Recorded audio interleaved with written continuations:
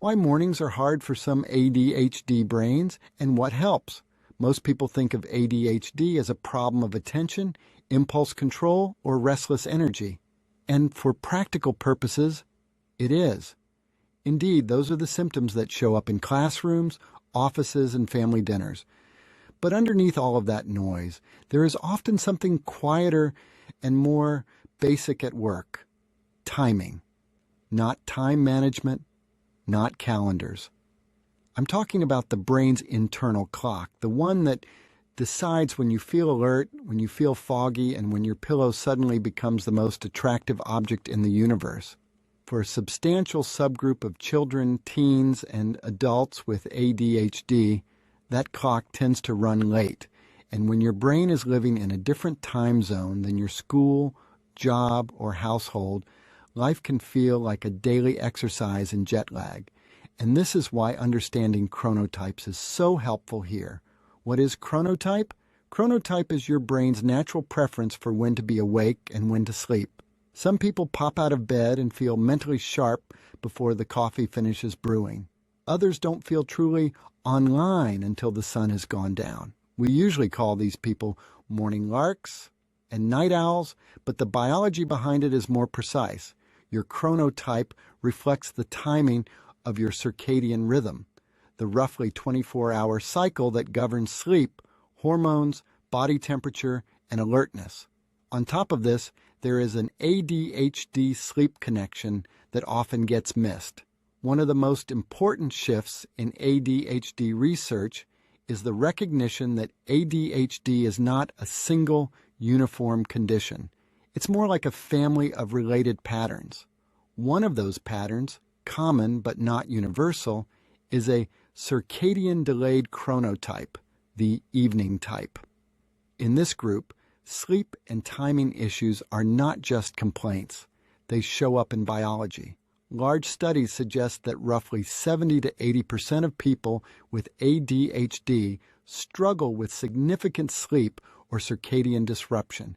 When researchers measure melatonin, the hormone that signals night has started, they find it often turns on about 45 minutes later in children and around 90 minutes later in adults compared to people without ADHD.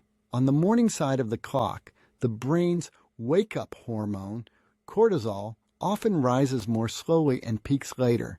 The practical result is a nervous system that feels underpowered in the morning and fully alive late at night, just in time to reorganize the bedroom or solve the world's problems at 10 p.m.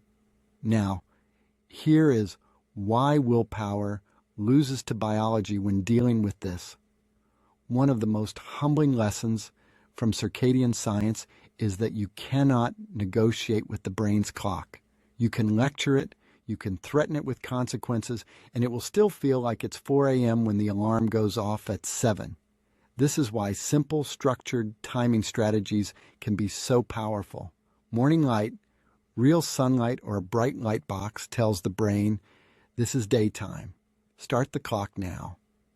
Dimming lights and screens in the evening tells it, night is coming. Begin the landing sequence. Please pay close attention here.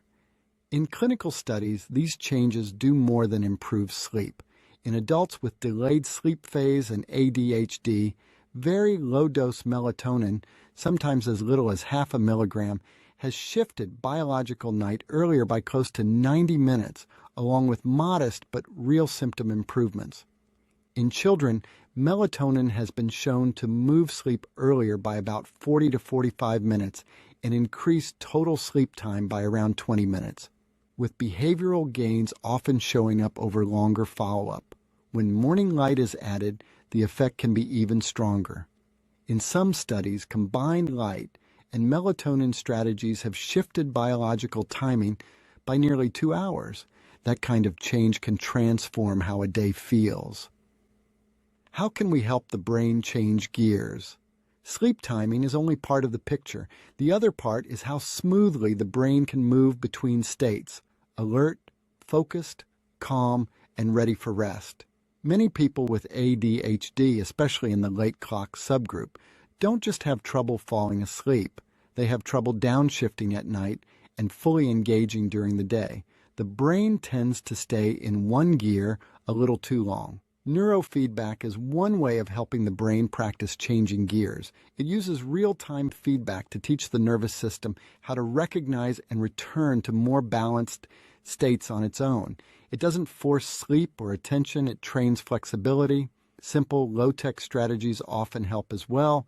Dim lighting in the evening, strict limits on blue light from screens, exercise earlier in the day rather than late at night, and a consistent wind-down routine.